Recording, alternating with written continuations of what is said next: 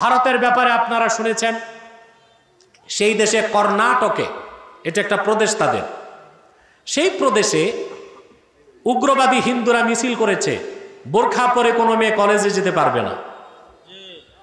মিছিল চলাকালীন এক বোরখা পরিহিতা মেয়ে মিছিলের সামনে এসে স্লোগান দিছে, নারায়ে তাকবীর। আল্লাহু আকবার, আল্লাহু আকবার।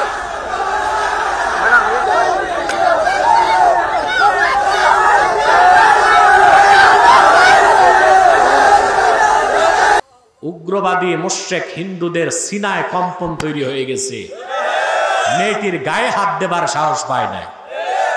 আমি অবাক হয়ে, আমার দেশে কিছু মৌলবী আছে ভারত বিরোধী কথা বলতে ভয় পায়, এইরকম কাপুরুষ মৌলবী, আর ভারতে থেকে বোরখা পরে হিন্দুদের সামনে দাঁড়ায় তাকবীর দিল মেয়ে। পার্থক্য কি? এদের ঈমান ঠিক না ওর ঈমান ঠিক? আমার তো মনে হয় এদের চুরি পরে ঘরে বসে যাওয়া দরকার, ঠিক কিনা বলেন? আমরা দোয়া করব সেই মুমিন মুসলমানদের জন্য, ভারতে যারা নির্যাতিত এবং নিপীড়িত, এবং আমাদের সরকারকেও বলবো রাজনৈতিকভাবে আপনাদেরকে আগাতে হবে। কোন একজন বাংলাদেশি হিন্দুরা নিরাপদে থাকে, মুসলমান তো ডিস্টার্ব করে না, অতএব ভারতে কোনো হিন্দুকেও, কোনো মুসলিমকে কোনো হিন্দু ডিস্টার্ব করতে পারবে না। আপনারা যদি রাজনৈতিক এই পদক্ষেপ নেন, 14 কোটি মুসলমান আপনাদেরকে বাহবা দিবে। আমাদের ইন্ডিয়ায় ভারতের এক বোন, এক মুসলিম মেয়ে, হিজাব পরিহিতা, বোরকা পরা, শত শত হিন্দু কাফের বেঈমানের সামনে মুসলিম এক বোন পর্দা এবং হিজাব পরা যাবে না, এই আইন করার পরে এর বিরুদ্ধে হিন্দুদের প্রতিবাদ স্লোগানের সামনে জয় শ্রীরাম, তাদের এই স্লোগান শত শত যুবক দিচ্ছিল, এর সামনে একা মুসলিম একটা মেয়ে হিজাব পরা, বোরখা পরা, একাই আল্লাহু আকবারের ধ্বনি দিয়ে আল্লাহু আকবার, আল্লাহু আকবার।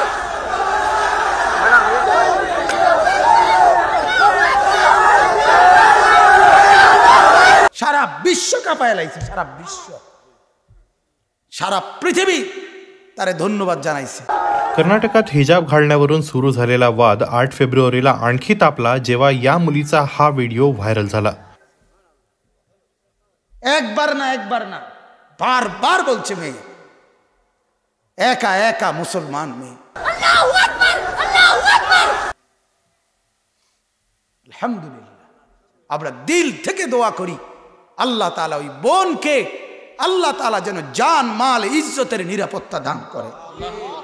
রাসূলুল্লাহ সাল্লাল্লাহু আলাইহি সাল্লামের আমলে মুসলিম মহিলাদের যুদ্ধের ময়দানে মুসলমান মহিলাদের তাবু কাফেররা আক্রমণ করতে চাইছে, তাবুর মুসলিম নারীরা তাবুর খুঁটি খুইলা কাফেরদেরকে একদম মাথা টাথা ফাটাইয়া সব শেষ করে দিছে।